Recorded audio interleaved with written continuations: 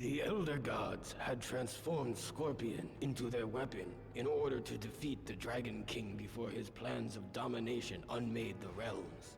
With his enhanced abilities, he tirelessly tracked Onaga through the realms until finally he cornered him in the Nexus. The Dragon King had many allies, but they were of no consequence. It was in fact Scorpion who was the true champion of the Elder Gods, the enforcer of their will. Only he could stop the menace that threatened all that exists. Only he could defeat the Dragon King.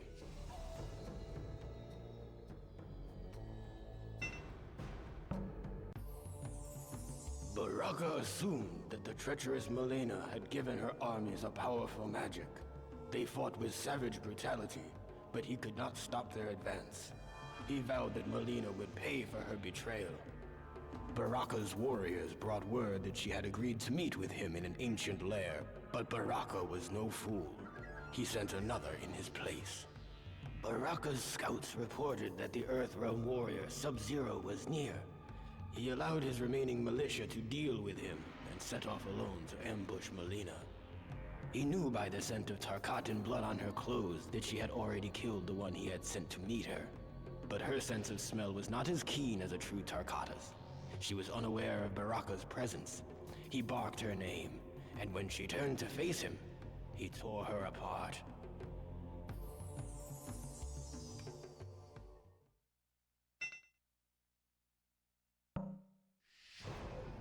On his way to the rendezvous point with Raiden and the others, Sub-Zero was ambushed by a band of Tarkatan warriors in the living forest. He tried to outrun them, but there were too many. He was quickly surrounded. Sub-Zero decided that his last living deed would be to vanquish as many of these barbarians as he could before he succumbed to death. As Sub-Zero began his attack, he felt his armor speak to him. It guided and strengthened each blow as he broke their limbs and crushed their skulls. At his feet, a dying Tarkatan warrior uttered the words, "Long live the Dragon King."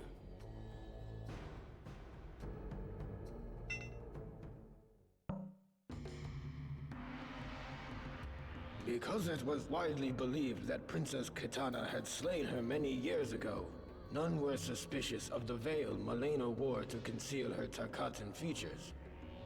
It was not difficult for her to assume the identity of the princess and take control of her alliance. To further conceal her deception, Malena gave command of the armies to Boraicho and instructed him to lead the attack against Baraka's diversionary forces. Baraka's militia had failed to divert the enemy, and to her surprise, was decimated by Boraicho's forces. She then realized that she was in control of the most powerful military force in Outworld and Edenia combined. She had finally achieved her true purpose, her destiny. But Malena could not continue her charade indefinitely, not as long as Baraka knew the truth. She ambushed him in the ancient beetle lair and fed him to a swarm of flesh-eating insects. All hail Princess Kitana.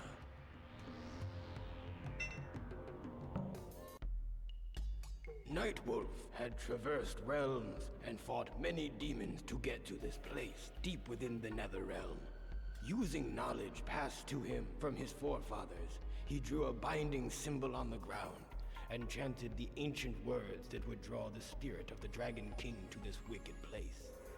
Nightwolf had carried the burden long enough. He released the sins of his people into the mystic symbol, and their weight bound Onaga to the Netherrealm. Free of the corruption he had harbored for so long, Nightwolf was expelled from the depths of the Netherrealm and into the unknown.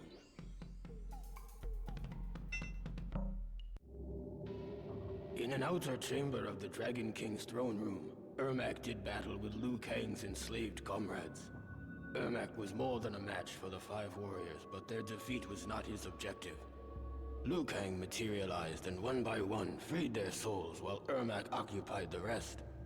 Eventually, all five were awakened from their enchantment and freed from Onaga's control. Ermac was pleased that his warriors' skills could for once bring about a noble outcome. He sensed, however, that an ominous force still shaped the destiny of the realms. It was everywhere. He could feel its influence on Onaga, though the Dragon King was oblivious to its manipulation. Time was running out. Ermac feared the celebration of this latest victory would be short-lived.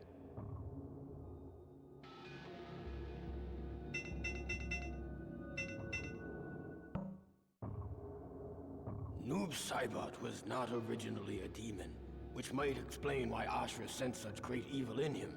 He had to earn his place in the Netherrealm. He actually desired to remain there. His companion, however, seemed to be having a problem adjusting. Perhaps there was some good left in the cyborg. Whatever the case, Noob would have to face Ashra alone. Ashra defeated Noob Saibot and finally earned her ascension from the Netherrealm. But the sword that made her escape possible did not travel with her. I suspect it still remains in the Netherrealm, waiting to release another of its denizens from damnation.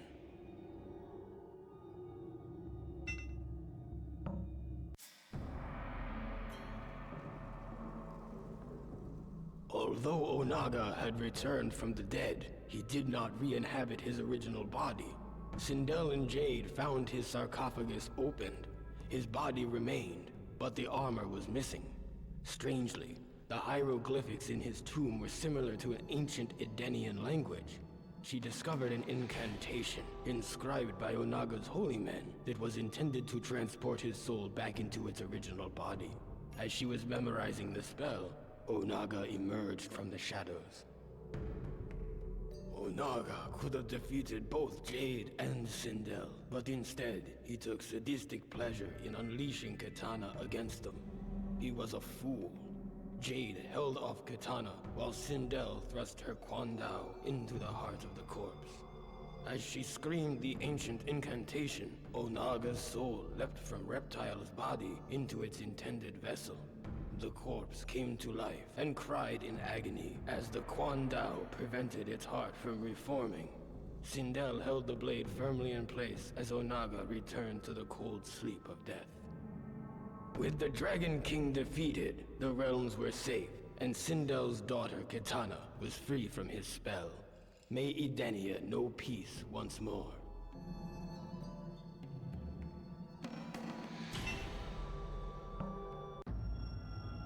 An alliance had been formed of warriors from vastly different origins, but with a similar goal: to defeat Onaga. Li Mei marched uneasily into battle against the Dragon King. The closer she got to him, the more she came to understand which side was truly deserving of victory. Li Mei turned on her former allies and gave her emperor the time he needed to finish merging the Kamidogu. The Dragon King was now all-powerful. He had the means to control the universe, to make and unmake as he saw fit. Li Mei watched in delight as the Elder Gods fled before his might.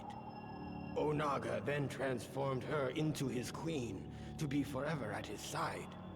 He had given her power beyond anything she ever imagined. Together, they will rule the One Realm and slay the last of the Elder Gods.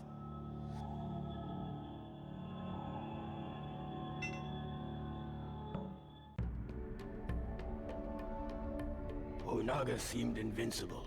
The races of Outworld were in disagreement over how to deal with this threat, and Baraka's hordes were sweeping the land. Bo Raicho had almost given up hope when he was visited by the spirit of his greatest student, Liu Kang. Their roles now reversed. Liu Kang gave Bo Raicho the inspiration necessary to continue the fight. Bo Raicho's soul was invigorated. He met with Outworld's many leaders to forge a temporary truce. Kitana gave him command of what remained of her army, and he led them to battle against Baraka's mutant foot soldiers. The new army of Outworld crushed the Tarkata vermin, and Baraka himself was bested by Bo Raicho's attack. The victory inspired the people of Outworld to rise up against the Dragon King.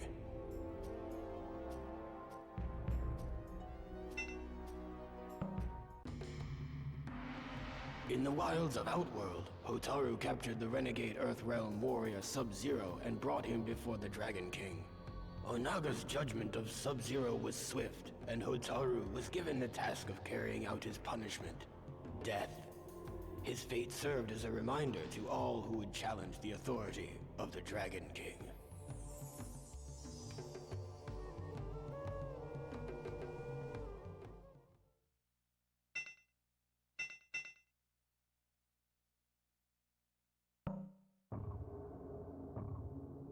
As Sub-Zero and Kenshi trekked across Outworld, they strove to keep themselves hidden, only traveling at night.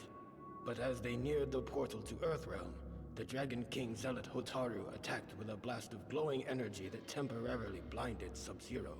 Kenshi's sense of sight is of a spiritual nature, thus he was unaffected by the intense flash of Hotaru's projectile attack. In the dark, Kenshi had the advantage. Hotaru did not see his approach. Unaware, he strode in to kill Sub-Zero. It was the last mistake he would ever make.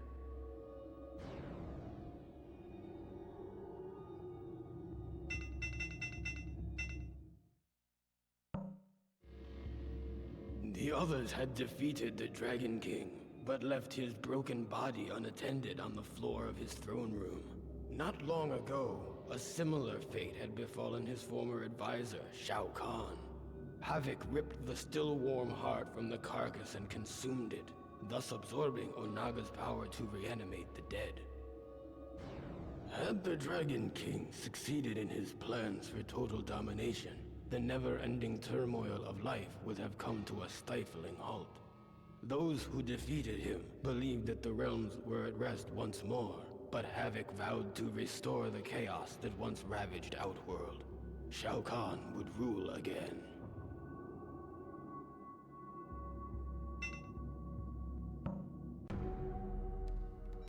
In Edenia, Tanya had located the ancient texts that described the process by which to fuse the Kamidogu into one. With this information, Onaga was able to create the One Kamidogu, a tool of unspeakable power. As the Dragon King was distracted, reveling in his victory, Tanya seized the opportunity to snatch the Kamidogu from him, thereby obtaining godlike power. She destroyed the Dragon King and became ultimate overlord of the realms.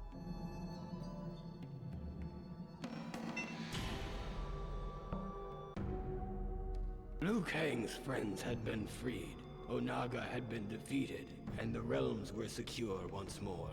But there was one battle that remained. Liu Kang's body had been used by some unknown force as a tool of destruction. It had left death in its wake and needed to be stopped. The chaos would end in Earthrealm. The fight raged with neither combatant able to best the other, when a jolt of energy crackled through them both. Liu Kang's nerves blazed like fire, and he felt a rush of air fill his lungs for the first time since his death. He was Liu Kang once more, protector of Earthrealm, champion of Mortal Kombat.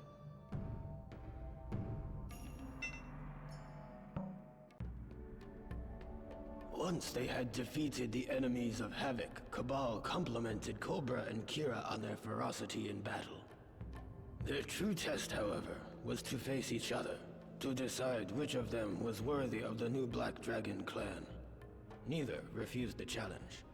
Cobra fought with ferocity, but his lack of discipline allowed Kira to control the battle, easily manipulating Cobra into exposing himself to her attacks. She defeated him and proved her worth to Cabal, who gave her the honor of finding 2 more recruits to pit against each other in Mortal Kombat.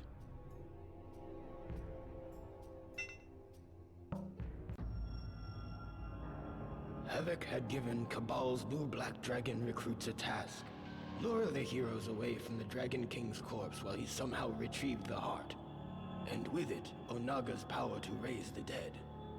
Apparently, Onaga's ancient army had only been invincible by means of constant resurrection during battles. The power to raise the dead would prove quite useful to the Black Dragon clan. Cabal slew Havoc and took the Dragon King's heart for himself. Havoc was most impressed.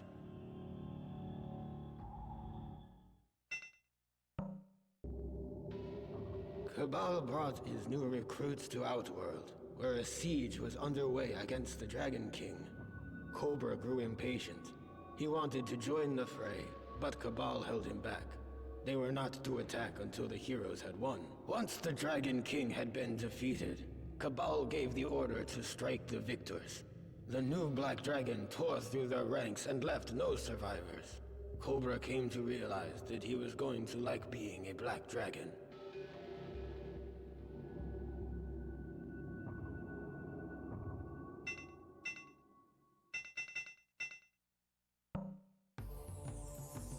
The traitor Tanya had given the Dragon King the information he needed to finish merging the Kamidogu.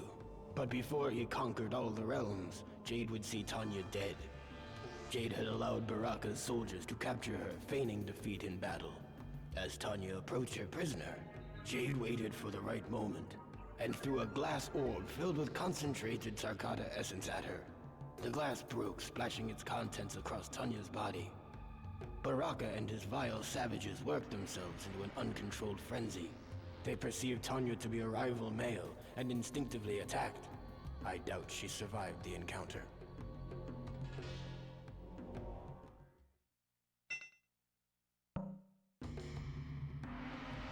Normally, Dairu took no risks and ambushed those he had been hired to kill. But in this case, he felt compelled to announce his intentions to kill his fellow guardsman Hotaru. There still must have been some code of honor left in his cynical heart. Hotaru was defeated, but before Dairu could reveal who had commissioned the attack, Hotaru drew his dying breath.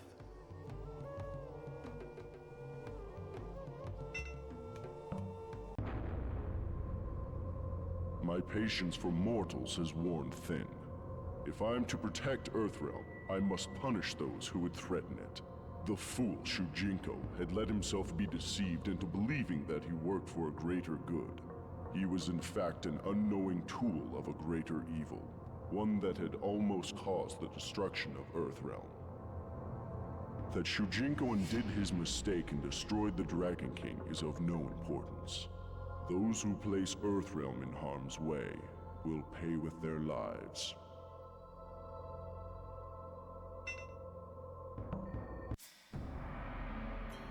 The mercenary Dairu had succeeded in stealing the Declaration of Order and was paid many coins for his efforts. After Darius hid the document, he announced its capture to the world and heralded a new beginning for the realm of Sado. As Darius had predicted, officials were outraged that the Resistance had stolen the most prized possession of the Seidan government. Hotaru was ordered to lead the charge against them. He underestimated their numbers, however, and the Resistance defeated him and his men. The Senate would soon be in the hands of the revolutionaries.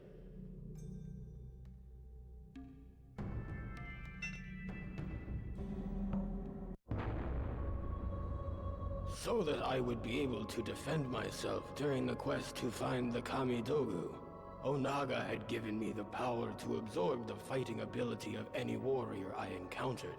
But his gift would prove to be his undoing. The warriors in Outworld were in disarray. Heroes were not focused on the true threat of Onaga, and villains were unaware that they were bringing about their own destruction by serving him. I united them, and in one moment, absorbed their combined fighting power. I shattered each of the Kamidogu, the source of his invulnerability. This weakened Onaga, and I attacked him without mercy. His mortal form was no match for a combatant infused with the powers of so many warriors. The Dragon King was finally defeated. The realms will remain as they have since the beginning.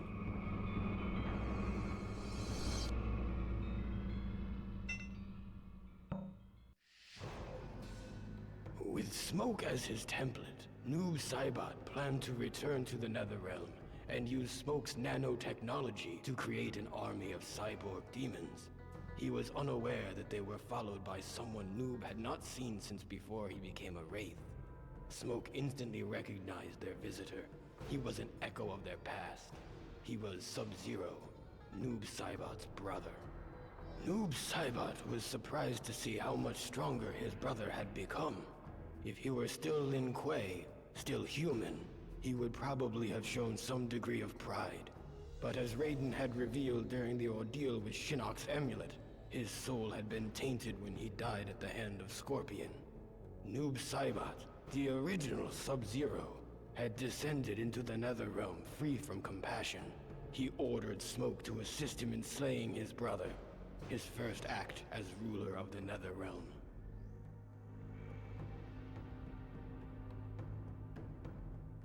Don't forget to subscribe!